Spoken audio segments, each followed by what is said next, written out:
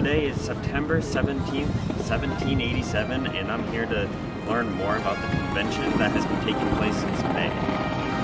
The goal of it is to fix the effective Articles of Confederation.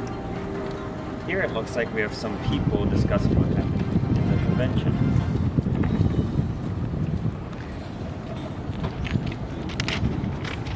Hello, what are your names? I'm James Madison. I'm George Mason. And what has been happening in this convention over the last 5 months?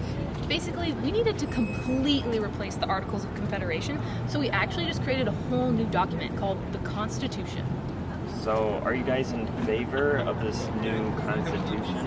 I am. I'm a Federalist, so I fully support the ratification of the new Constitution. I am not. I'm an anti-federalist. This constitution is going to lead to tyranny. We just broke free of a tyrannical king, and this constitution gives way too much power to the government. State and individual rights are going to be trampled on. I disagree. The Constitution sets up a government where representatives are elected by the people. It also has a system of separation of powers to prevent one branch from becoming too big and getting too much power. So each branch, legislative, judicial, executive, have the ability to limit the powers of the others. So the judicial and the legislative are going to have enough power to limit the executive branch to prevent it from becoming a tyrannical king. Well, a representative government is part of the problem. Representatives will just look out for their own interests.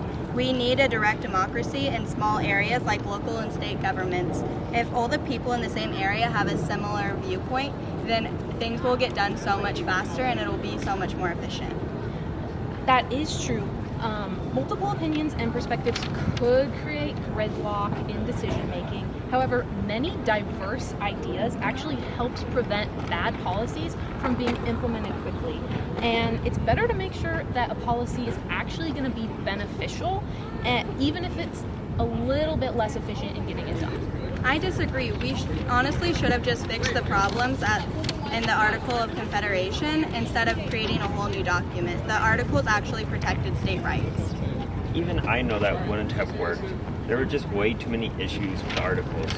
George Mason, is there any way you would change your mind about the Constitution? Actually, yes. I might be willing to support the Constitution if it had a Bill of Rights. Leaders naturally will abuse their power if it isn't regulated. A Bill of Rights would actually make it really clear what government rights are actually there. But there are countless rights that people have. How can we write them all down? And if they're given to the people, couldn't they just as easily be taken away? Also, the government doesn't have the ability to give rights that are given to people by God. And so, in addition, a Bill of Rights is historically made between a king and its people. And our government is a representative government, and we definitely don't want to be viewing our government as a king. That gives it way too much power, and that in itself could actually lead to tyranny. No, a Bill of Rights is going to help prevent the government from being like a king. For example, your Constitution doesn't even protect the freedom of press. If that's not explicitly stated, legislators could easily pass laws that restrict the press. Yeah, I agree. The restriction on the press is a bad idea. Okay, that is a good point, but the Constitution does have an amendment process set up, so maybe we could work out a Bill of Rights in the future.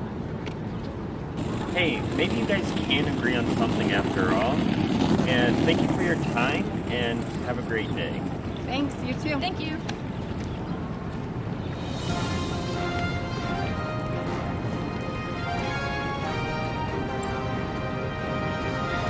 Well, that's all the time we have for today. Thank you for watching your local Philadelphia news station.